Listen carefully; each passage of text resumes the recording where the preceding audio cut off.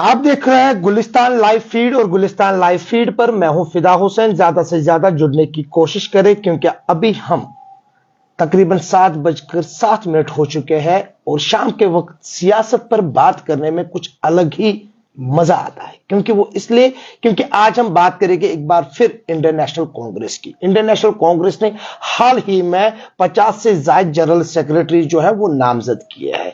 जम्मू कश्मीर जो कि मरकजी अगर हम यूटी की बात करेंगे, यूटी के हवाले से हर जिला को टच किया गया है। कुछ नौजवानों को जनरल सेक्रेटरीज बनाए गए हैं।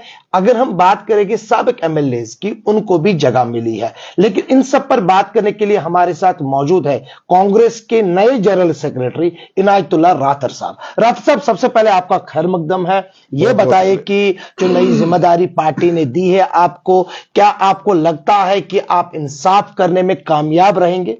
फिदा साहब, आपका बहुत बहुत शुक्रिया। मैं आपके वसादत से बताना चाहता हूं कि आज इंडियन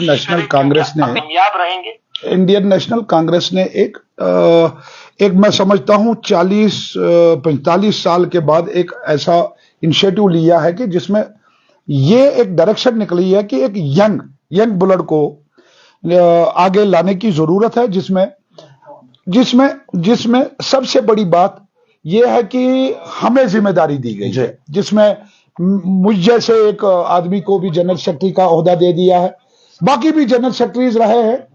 और मैं समझता हूं कि जो पहले एक सिस्टम बना है कि राहुल जी ने एक फैसला किया कि हमें, मल्लिकार्जुन खड़गे जी ने एक फैसला किया कि हम नौजवानों को मौका दे देंगे, जिसमें वकार रसूल वानी साहब आप देखोगे सदर जो इंडियन नेशनल कांग्रेस का JNK का सदर है।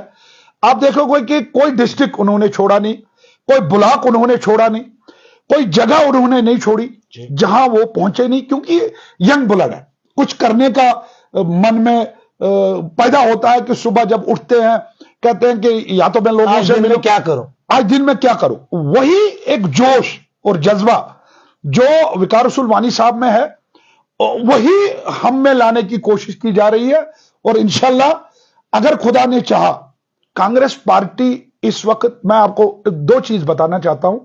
कांग्रेस पार्टी जम्मू कश्मीर के हर कोने में है, चाहे कम है चाहे ज्यादा है, मगर यहां की जो पार्टियां है, जो कुछ पार्टियां है, या तो टनल के इस पार है, या कोई टनल के उस पार है ही नहीं, या टनल के उस पार है तो इस पार है ही नहीं।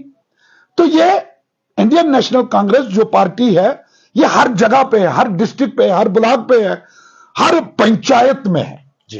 तो ये इसमें जोश भरने के लिए एक नई टीम यंग ब्लड जो इंडियन नेशनल कांग्रेस ने ये कमेटी अप्रूव की है। मैं समझता हूं ये 40 साल के इतिहास में पहली बार है कि जिसमें सारे के सारे आप यंग देखोगे। जोश की बात की आपने, कितना जोश है, क्योंकि वकार रसूल वानी ने तो जोश भर ही लिया है जब से वो सदर बने हैं। उसके बाद अब आप पे जिम्मेदारी है, क्या आप उसी जोश के साथ, उसी वलवले के साथ चलेंगे? अगर खुदा ने चाहा उससे भी बड़ा जोश होगा, क्योंकि जब आपस में दो जोश मिलते हैं तो एक तूफान खड़ा हो जाता है, जिसको कहते हैं मोहब्बत की दुकान।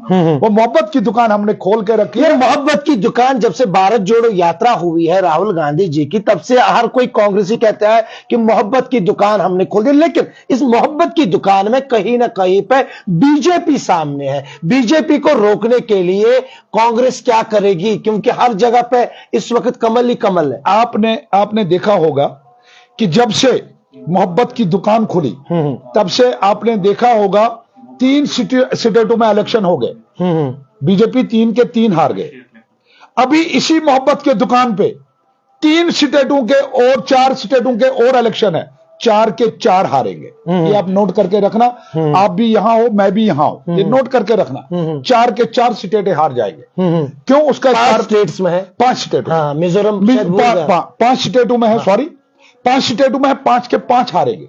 ये मैं आपको एक बात बताना चाहता हूं, हिंदुस्तान के लोगों को समझ आया है मोहब्बत की दुकान क्या होती है। मोहब्बत की दुकान पे हर एक चीज बिकता है, हर एक चीज, उसमें तेल भी बिकता है, उसमें मसाला भी बिकता है, उसमें क्या इनायतुल्लाह रातर ने मोहब्बत की दुकान खोल दी है? मैंने कब की दुकान, मोहब्बत की दुकान खोल के रखी है।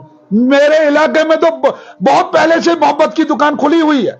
और इतना ही नहीं है, आप हर जगह पे देखोगे कांग्रेस की मोहब्बत की दुकान जो है, उस मोहब्बत की दुकान की रखवाली राहुल जी, मल्लिकार्जुन खड़गे जी और मेरे यहां के पीसीसी प्रेसिडेंट विकार रसूल वानी साहब कर रहे हैं रखवाली। और इसमें कोई चोरी वाली बात नहीं है, क्योंकि हम जो बेच रहे हैं, मैं आपको बताना चाहता हूं, मेरे ही दुकान पे आपको सेब भी मिलेगा, मेरे ही दुकान पे आपको अखरोट भी मिलेगा, मेरे ही दुकान पे आपको कैसर भी मिलेगा, मेरे ही दुकान पे आपको अखरोट भी मिलेगा। ये चीजें सिर्फ कश्मीर में मिलती है ना। मैं कह रहा हूं बादाम बाहर से भी आता है। मैं कह रहा हूं तो कश्मीर से जाता मैं कह रहा हूं अखरोट आज के डेट में अखरोट इन्होंने बाहर से लाने की कोशिश की है, जिसपे कस्टम ड्यूटी इन्होंने खत्म की है, और उसी मोहब्बत के दुकान पे बिना कस्टम के भी अखरोट बिकते हैं। चले इनायत साहब, ये बताइए, जब आप डीपीआईपी में गए, अब हम दूसरी चीज पे भी आ जाएंगे, ठीक है, जनरल सेक्रेटरी का पोस्ट मिला आपको, लेकिन जब आपका डीपीआईपी में जाना हुआ, उसके बाद आपने मीटिंग भी ली इधर ही खिलाफत में, उसके बाद आपने अपने वर्कर्स के साथ बात की, आपने कहा जी वर्कर ने फैसला लिया, अब मैं आजाद साहब के साथ कंधे से कंधा मिलाकर चलूंगा।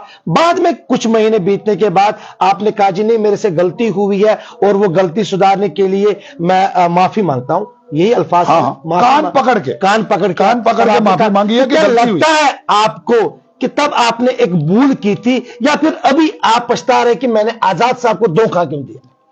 मैंने बहुत बड़ी गलती की थी अपनी लाइफ में, बहुत बड़ी गलती, कि मैंने अपने बाप को जो मेरा बाप एडवोकेट, मरहूम एडवोकेट गुलाम हसन राथर, कांग्रेसी रहा, कांग्रेस पार्टी के साथ रहा, तरकी मौलात में काम किया, और मैंने बहुत बड़ी गलती की थी। और अगर आप यकीन करोगे, इस वक्त अजान हो रही है, इस अजान की कसम खाकर कहता हूं, 4 महीने मेरा बाप मेरे सपनों में भी नहीं आया, क्योंकि मैंने कांग्रेस पार्टी को धोखा दिया था, कांग्रेस पार्टी को जोड़ दिया था मैंने। क्या वजह बनी आजाद साहब से क्यों? मैं आपको बताना चाहता हूं, कुछ वजूहात है। घर में कोई होता है ऐसा, कुछ माहौल बना था उन दिनों कि जिस माहौल में मैं कहता हूं कि मेरे से बहुत बड़ी भूल हुई है कि मैंने आजाद साहब के साथ हाथ मिला के, मैं आजाद साहब के साथ, फिर भी आजाद साहब ने बहुत बड़ा धोखा दिया था हमें उन दिनों। उसने बोला मैं नेशनल पार्टी बनाऊंगा, अब तो वो गांव की पार्टी भी नहीं, पंचायत की भी पार्टी नहीं बनी है, जम्मू कश्मीर की पार्टी। मैं कह रहा हूं कि क्यों बात कर रहे हैं, जम्मू कश्मीर में सुन लीजिए, हर जगह पे सुन लीजिए, तब आपको क्यों ये याद नहीं?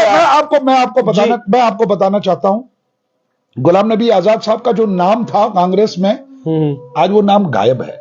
कहां गायब है? गायब है, कहीं नहीं दिखता है, गायब है, कहीं नहीं दिखता है। मैं आपको बताना चाहता हूं, अगर आप यही बात आप ले लीजिए, अब वो खुद कहता है कि मैं आपको एक मिसाल देना चाहता हूं, एक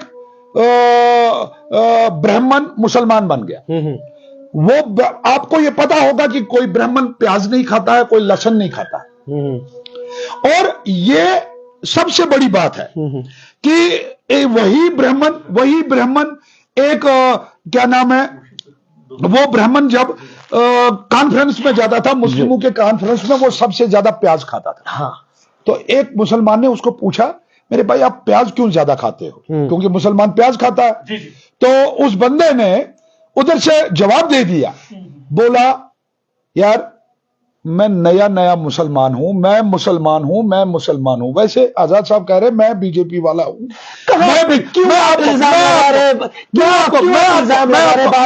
आजाद साहब बीजेपी तक तो आपके साथ, जब कांग्रेस के साथ थे तो सबसे बड़ा कद उनको, कांग्रेस पार्टी गांधी फैमिली के साथ सबसे ज्यादा अगर क्लोज में रहे तो वो आजाद साहब। मैं आपको बताना, आप कहते थे मैं आजाद साहब के बगैर पता नहीं। मैं आपको बताना चाहता हूं, राहुल जी की सदस्यता गई थी। हाँ, गई थी ना। हाँ। 24 घंटे नहीं लगाए उसको बंगलो खाली करने के लिए, 24 घंटे। ठीक। आजाद साहब का तो कब का हुआ है, कब का टर्म खत्म हुई है? नहीं, वो तो चीफ मिनिस्टर रहे। अरे बात सुन लीजिए ना, Mehbooba Mufti ex chief minister नहीं रही है। हाँ। उमर अब्दुल्ला साहब एक्स चीफ मिनिस्टर नहीं रहा है। डॉक्टर फारूक अब्दुल्ला साहब एक्स चीफ मिनिस्टर नहीं रहा है। हाँ, उनकी कोशिश। तो मतलब इशारा क्या दे रहे हैं? इशारा सीधा कि जो बीजेपी के साथ जितना नजदीक है, इसलिए उसके पास। अगर वो आपके साथ होते तो वो कांग्रेसी है, नहीं आज वो अलग है, तो ये बीजेपी बन गया। सीधी बात है, मैं आपको बताना चाहता हूं। एक तो बात ये है, दूसरा आजाद साहब मैं रेस्पेक्ट करता हूं उनको, करना भी चाहिए, लीडर है। अगर आजाद साहब आज कहता है कि मेरे पास हर जगह पे उसने कहा कि Z प्लस सिक्योरिटी है, Z प्लस सिक्योरिटी है, Z प्लस सिक्योरिटी है। अब मुझे एक चीज बता दीजिए, क्या राहुल जी के पास Z प्लस सिक्योरिटी नहीं थी? उसको 24 घंटे में खाली करवाया। आजाद साहब के पास अभी भी वही कोठी है। जो चीफ मिनिस्टर रहे हैं, उन जो पार्लियामेंट मेंबर थे, चीफ मिनिस्टर बनने के बाद पार्लियामेंट मेंबर रहे, क्या उन्होंने कोठी नहीं छोड़ी है? तो आजाद साहब के क्या खुसूसियत है? नंबर दो, आजाद साहब ने कहा कि मैंने लैंड का डिस्प्यूट खत्म करवाया। मैंने तो नहीं कहा, क्योंकि मेरी चलती नहीं है। मैं कांग्रेसी, मैं डीडीसी हूं, मैं छोटा काम कर सकता हूं, बड़े काम पे मेरा असर रसूख नहीं है, बड़े ऑफिसरों के साथ मेरा उठना बैठना नहीं है।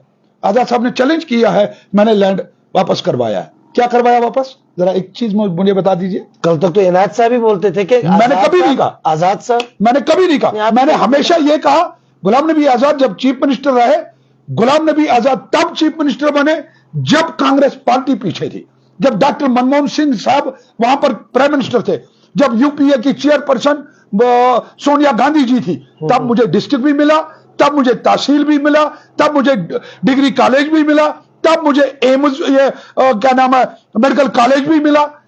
आज मैं कहता हूं टुलिप गार्डन भी मुझे मिला, आज भी उसमें नाम सोनिया जी का है। तो आजाद साहब चीफ मिनिस्टर थे, तब आजाद साहब चीफ मिनिस्टर थे, तब वो कांग्रेसी थे। तो मतलब आज कांग्रेसी नहीं है तो नेचुरली जो कांग्रेसी, अगर वो कांग्रेसी नहीं है, हाँ, तो उसने कुछ नहीं किया। मैं क्या किया है? इतना काम किया है उसने नहीं किया। किसने किया? सीधी बात है, मैं आपको बताना चाहता हूं, मैं हूं या आप हो, आप मीडिया में हो, आप मीडिया की एक सिस्टम को, मीडिया के सिस्टम को चलाते हैं। आप तशद्दुक साहब के साथ चलते हैं या दूसरे के साथ या तीसरे के साथ, बट अगर आपके पास गुलिस्तान वालों ने कैमरा नहीं दिया होगा, आपका कोई राइट नहीं बनता कि आप इनायत का इंटरव्यू करोगे। वो तो सही है, बात यही है ना, बात सही है ना कि उन्होंने दिया, कांग्रेस नहीं उनको चीफ मिनिस्टर बनाया। Very good. अब सुन लीजिए, कांग्रेस ने उनको चीफ मिनिस्टर बनाया, उनको भी बोलना चाहिए कि कांग्रेस ने मुझे बनाया, पर वो कहता मैं खुद ही बन गया। जब उनमें काबिलियत थी तभी तो बना ना। तो काबिलियत किसके पास नहीं है? किसके पास नहीं है? आप मुझे बताओ ना, मुझे पता है किसके पास। सुन लीजिए, पीरजादा शहीद था उन दिनों, मिनिस्टर थे, हाँ, पीसीसी प्रेसिडेंट भी थे। सुन लीजिए, मैं जवाब भी दे रहा हूं। पीसीसी प्रेसिडेंट ही तो उसने वापस तो छिनवाई ना, जब उनमें ताकत थी। सुन लीजिए, वही तो कांग्रेस पार्टी ने ताकत थी ना। वही कांग्रेस तो कांग्रेस ने हिम्मत क्यों नहीं की जब वो G20, जब जिसका नाम भी रखा था G26, कांग्रेस में हिम्मत तब क्यों नहीं थी कि उनको बाहर G20, अब सुन लीजिए, 26 अब सुन लीजिए जी, अब सुन लीजिए, G20 तो श्रीनगर में हुआ। ये कांग्रेस पार्टी में दम था कि कांग्रेस पार्टी ने उनको ऐसे छोड़ दिया, ऐसे छोड़ दिया, सुन लीजिए, ऐसे छोड़ दिया कि गुलाम नबी आजाद खुद ब खुद मजबूर हो गए पार्टी छोड़ने पे, क्योंकि कोई पूछता भी नहीं था। गुलाम नबी आजाद को कोई कांग्रेस पार्टी में लास्ट के 6 महीने में कोई पूछता भी नहीं था। अब यह चीज है कि गुलाम नबी आजाद साहब ने कांग्रेस पार्टी में 30 साल गुजारे जी। उस 30 साल में कभी एक बार अपने स्पीचों में, अपने किताब में यह तक नहीं लिखा कि सोनिया जी का, इंदिरा जी का, राजू जी का या राहुल जी का मैं शुक्रिया अदा करता हूं कि उन्होंने बलेसा से किसी बंदे को उठा के अर्श वाली कुर्सी पे बिठा दिया। बोलता था कभी भी नहीं। और आज जब भी बोला तो गांधी खानदान की। चलिए, आजाद साहब के बाद अब आता है एक छोटा सा सवाल है मेरा, बता दीजिए, क्या आप बीजेपी को रोक पाएंगे? मैं कह रहा हूं हिंदुस्तान का जो अवाम है, अब हिंदुस्तान के अवाम ने फैसला किया है, नौजवान ने फैसला किया है कि बीजेपी को रोकना ही हमारा धर्म। उसका कारण है, मैं आपको बताता हूं। आप कहीं भी देखोगे सेब व्यापारी परेशान, कोई भी इंडस्ट्रीज वाला परेशानी से बदहाल है, आम पब्लिक बदहाल है, नौजवान बेरोजगार है, रोजगार किसी को नहीं मिल रहा है। जहां कांग्रेस की सरकार है, आप कर्नाटका में देख लीजिए, हमने 10 वादे किए, 10 के 10 पूरे किए। 5 वादे 10 किए थे, 5 आपके सामने नहीं लाए। अच्छा। 5 हमने बड़े पर्दे के पीछे, वो पर्दे के पीछे वो भी हमने कंप्लीट किए। ठीक है। अभी जो 5 स्टेटों में हमने जो अलग अलग वादे किए हैं, हर एक स्टेट को अपना अपना है।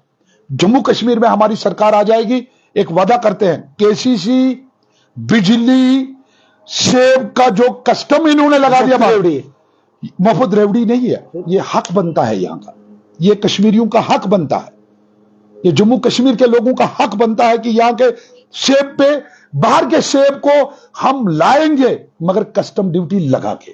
चलो इनाज साहब, बहुत टाइम दिया आपने और आज हमने दिल खोल कर बात की। G26 के लिए मैं माफी मांगना चाहूंगा क्योंकि G23 था जिसमें आजाद साहब भी थे, उस हवाले से, क्योंकि आज जनरल सेक्रेटरी का पोस्ट मिला है। जनरल सेक्रेटरी बनने के बाद ये पहला इंटरव्यू था गुलिस्तान लाइव फीड पे, तो बहुत सारी चीजों पे बात हुई है, मुबाहिसा हुआ है, लेकिन इनाज साहब शायद थके नहीं, हम भी नहीं थके, लेकिन और भी वक्त लेना चाहते थे। लेकिन जाते जाते मैं यही कहूंगा कि आप बने रहे हमारे साथ, क्योंकि एक और शुमारे के साथ मिलेंगे आपसे।